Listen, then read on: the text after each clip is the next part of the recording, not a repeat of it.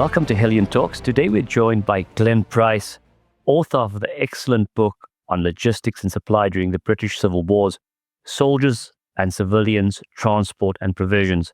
Glenn, thank you for being here. And could you start by telling us a little bit about yourself? Well, thank you for having me. It's a great pleasure. So my name's Glenn Price. I have been a lifelong nerd interested in history, often military history more than anything. I went to university as a mature student where I studied history and international relations. Then I did a master's in medieval history, and then I was awarded my PhD in the summer of 2022 for my work on early modern logistics and supply in the British Civil Wars. And I've been working as a researcher and analyst since then and turning my thesis into the book, which was published in late 2023. You mentioned international relations and history. I see you've gone more towards the history side than the international relations, or is there a bit of both in your world? Well, the university I attended didn't do history as a single honours course. It was a dual honours. So I had to take the two subjects, but I was able to tailor the international relations one to be more modern history than politics. And then I was able to focus my history section on the medieval and the early modern, the real history period. So for any international relations scholars listening, those are not war words. We do love you guys, but we also like a bit of history. Indeed. And Glenn, what drew you to focus on logistics? And don't get me wrong, this is a fascinating subject, but what drew you to focus on logistics and supply? And do you find that it's been overlooked a little bit? I think the draw had always been there. As I said, I've been a lifelong history nerd. And one thing that always struck me looking at military history books and studies of that nature, they were quite often told through a narrative of the battles. Chapter 1 would be the first battle of the war. Chapter 2 would be the next major battle. Chapter 3 might be about a siege or a couple of skirmishes. But it was almost sort of like they went here and then they went there and then they did this thing. There was never sort of a coverage for the intervening period. For the vast majority of what would have been a soldier's experience, there was often quite a bit of silence. So, I think there's that kind of element of the curiosity of how did they do that? How did they move around? How did they, function as armies, soldiers, units in between the more famous periods of battle that were at that point more the focus of study? No, I was just going to tackle the second part of your question, the one about had it been overlooked. I think there are several reasons for that. And I think it is changing. I think you're seeing slightly more focus on logistics and supply, certainly in more modern conflicts than you did previously. The first, I think, is, of course, as I mentioned, that previous focus in military history on battles and sort of like the tactical narrative. I think one of the reasons why there's a focus on that is not least because it's what people are interested in. It's dramatic. It's exciting. Logistics and supply, well, I think it's exciting. I'll admit that it can be a bit of a dry and complex subject if you're just approaching the study of a period of conflict for the first time.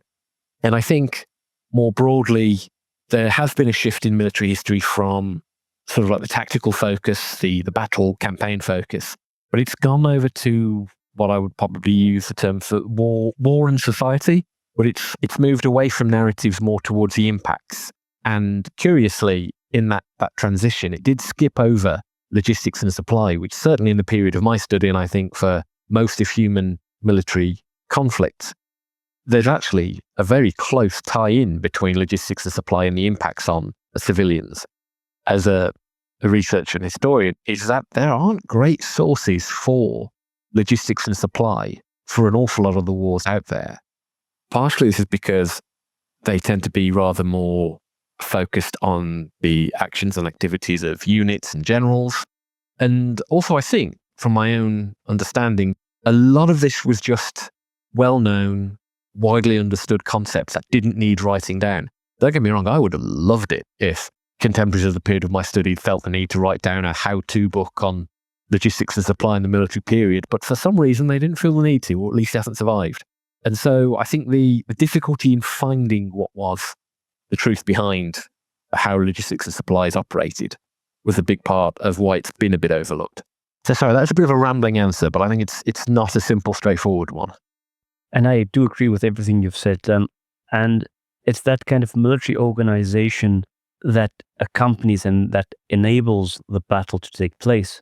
And I completely agree. And then, of course, with not hindsight really, but with the passage of time, it's the battle of the stories of generals and what excites the public imagination. That there's a bit of a market demand. I'm not saying I have all the answers here, but that's just my limited view, and then behind that is the logistical element, which of course practitioners do value, but as you've said, often gets neglected in terms of deep historical analysis. Yeah, I'd agree. And there is a drive for, when we're talking about books in the public sphere, we want books and topics that will engage other people's interest, will make sure that they can get our research and our ideas out to other people. And it is only now where logistics and supply, I think, are starting to receive a much more positive reception amongst a broader audience of historical study that these approaches are starting to bear fruit.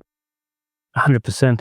For our listeners less familiar with British civil wars, could you give them a little bit of a background to it? Yes. I should probably explain that British civil wars is a term that I chose to use from a range of options to cover the period. I'm sure your listeners will be more familiar with the English civil wars. They may well have heard of the Bishops' Wars and Cromwell's campaigns against both Scotland and Ireland. But quite often we only think of this period of conflict as sort of like the English civil wars is the terminology we use. And I think that does a disservice to the interconnected conflicts that caused these. So 1638 to 1640, you had the two Bishops' Wars between Scotland and England. These complex causes, which I will leave more experts in the field to go into, but these had ramifications. They put pressures on the relationship between king and parliament. They had outcomes that encouraged Ireland, large parts of Ireland, to rebel against the Stuart authorities. That, in its turn, the control of the army, the control of supply, the money, the support for the English crown in putting down the Irish rebellion is really what sort of further exacerbated the explosion of fighting between what would become the Royalists and the Parliamentarians in the English Civil War. And it was almost Parliament spreading its conquest after securing England from the Royalists, with later engagement Scotland and putting down the end of the Irish and Royalist rebellion in Ireland, that then we'd think of as sort of like the Cromwellian conquests of the rest of Britain. So the term British Civil Wars is to incorporate all of those conflicts. Other authors have used other terms, so Wars of the Three Kingdoms, to represent that the Stuarts were monarchs of both England, Scotland, and Ireland.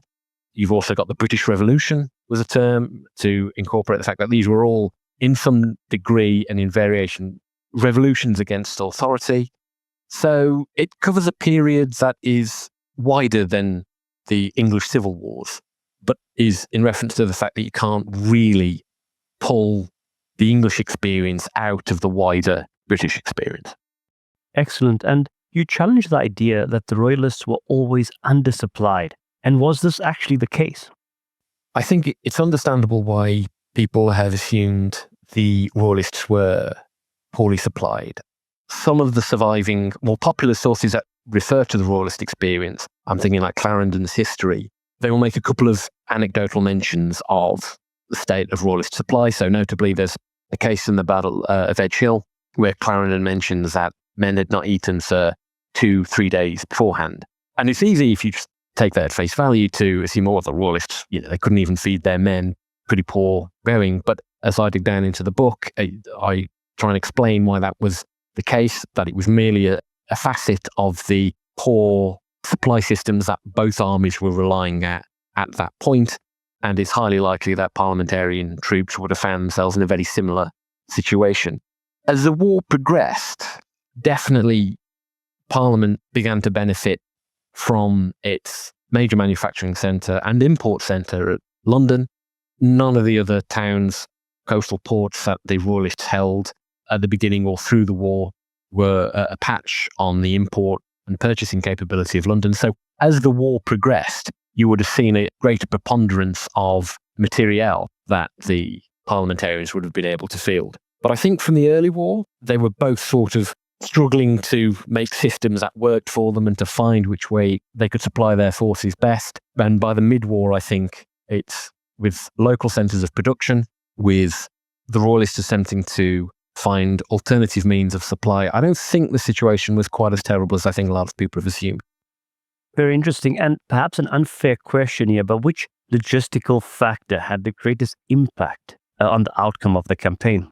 I think, they would have been difficult for all of them.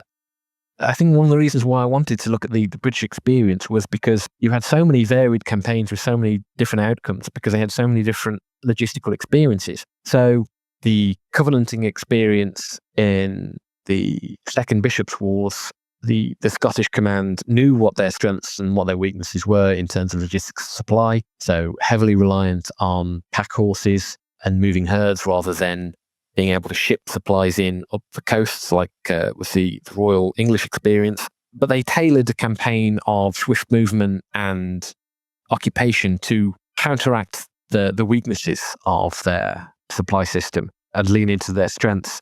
The early Irish Rebellion, at that point, there was no real concept that England would explode into its own civil war. So the approach was that England was supplying a lot of the forces in Ireland that remained loyal to the Crown. So the Irish Crown forces saw a little problem in attempting to use sort of like scorched earth tactics in areas that what they perceived to be the rebels to be holding strength. They would send their troops in and just give them free rein to burn everything, take what they needed, live off the land, confident that when the troops came back, they could replace their supply with stuff coming in from over the Irish Sea, leaving the rebels in dire straits for supply of their own. But when the English Civil War broke out, that supply line completely cut off, and it left both sides in amongst this terrible scorched earth policy to try and continue the war. I mean, you've got the greater lift capacity that Parliament began to show through the course of the Civil War, and later would use to great effect in its forces against parliamentary invasions in Scotland and Ireland. Yes, so it's it's complex. There isn't an easy answer to your question. I think if I was to boil it down to one single logistical factor, I think it would be the army that could basically guarantee, or at least supply its men with food longer than the other side. I know that might seem a very obvious one, but with the myriad of systems and the difficulties trying to supply their armies with food, all armies relied on multiple systems to try and do that. I think it was basically who could get the food to the men for longer and therefore keep the army together. That was probably the deciding factor. No, I agree with you, and I don't think it's obvious, or it might be obvious, but when you say it like that, it becomes obvious in hindsight, upon reflection, that it's such a critical factor to be able to supply and feed your army in the field. And in my defense, Glenn, I did say it was an unfair question. And here comes another one, and you may have touched on this just now, but given all the complexity in what you were discussing there, but what surprised you most in all your in-depth research about how supply worked in practice? Yeah, that is a bit of a tricky one, because there was actually so much that was surprising how it could affect both the outcomes of campaigns, but also how each force became slightly more unique based on its reliance of logistics and supply and how it approached that. I think regional variation, which I might have to dig down to a bit. One of the things that surprised me as a modern person looking back to see that even such quite a close-knit, for want of a better term, polity as England would have quite wide dispersal of vehicles and ways of moving goods. And that this was reflected in the different factions. So the Royalists generally, the start of the war, they had a lot of support and were able to strengthen their areas in what we might term more rural upland areas. And the parliamentarians were very strong in the southeast, the east of England, and along the east coast. This did mean that because of the regional difference, Parliament had access to the big agricultural wagons that worked in the east and particularly the southeast of the country, and also access to the large collier fleet that worked the Newcastle-London coal routes. The Royalists, in contrast, the civilian areas that they had to draw their supply vehicles from were mostly smaller carts, perhaps even pack horses, and the Irish Sea did not have the size of boats or shipping that was available on the East Coast. So the start of war, this wasn't really noticeable, but as the war did progress, the lift capacity difference, I think, was able to tell. So I think regional variation, I'd have to settle on that. And that was true for comparisons, not just between Royalists and Parliament, but between England and Scotland, Ireland as well.